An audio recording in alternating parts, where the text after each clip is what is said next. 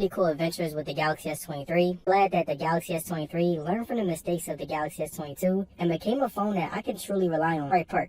In my honest opinion, if you're looking for a phone that will give you an amazing experience and is truly worth that $800 to $900 price tag, then the Galaxy S23 is a great option. Especially since during this time, it should be going away from its shortcomings. And even though it does have some minor shortcomings, these are the first topics of discussion when discussing how the S23 holds up. Instead of regurgitating the same thing over and over, I want to give my input on what I think could make these lower flagship phones better. Now, we all know that the Galaxy S23 Ultra is Samsung's pride and joy. They put all of the great specs into it. But at the end of the day, what this means is that the S23 and S23 reasons. But the main reason being that this phone is too expensive for that. There are many phones on the market right now that you can get for $500 to $700 that will easily have a 1080p 120Hz display. And even though that these are basic components when making a screen for a flagship, if the phone costs more than $800, the display should be top tier. 1080p isn't top quality anymore, and I feel like 1440 should have replaced it 2 years ago. And dozens more that get added every month. There's no membership. You can add as many applications as you like, and it will circle through them all. You can also change the speed, brightness, and use night mode. Coming is something that many of us tech nerds and Samsung fans have been complaining about for a few years now.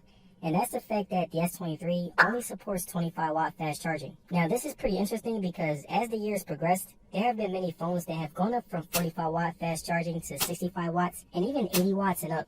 But for some reason, when it comes to charging, Samsung has continued to stay stagnant. This is one of the major shortcomings of the Galaxy S23. I wanted to give you some more minor shortcomings and problems that I face with it. Now, just like every other Android known to man, the social media optimization is still very weak when compared to the iPhone, and this is 100% intentional from the app developers. Now, for some reason, they've made all their apps specifically for the iPhone, which means that you get better looking videos and pictures when you take pictures from the native app. With the S23, you will get less options when it comes to quote-unquote Twitter Blue. Your pictures and videos won't look as great from the social media camera Samsung keyboard. You can just use the Google keyboard with generations. As you can see, gaming on the S23 after 6 months of use, I didn't get any lags. The whole operating system is well optimized for games like Asphalt 9 and Call of Duty. And the device is compact, so it's nothing to take it out and get a quick game in. Now, whenever I'm using the display, the whole experience has been extremely smooth and sleek. Apps fit into the 6.1-inch display nicely, and I would say that when compared to the S23 Plus or Ultra, it does look the sharpest. Everything ranging from social media, productivity apps, and scrolling through the OS felt really good. Reaching all the way to the top was much easier than the bigger S23 Plus and Ultra, which made it much easier to use since I could pretty much do everything on it without having to extend my fingers. And it has a great thickness to it while also feeling slim, which gives it a premium feel that feels great yet light in the hand. And the 120Hz refresh rate is as good as any top tier phone. This is also one of the better phones in terms of feel whenever I'm not using a case.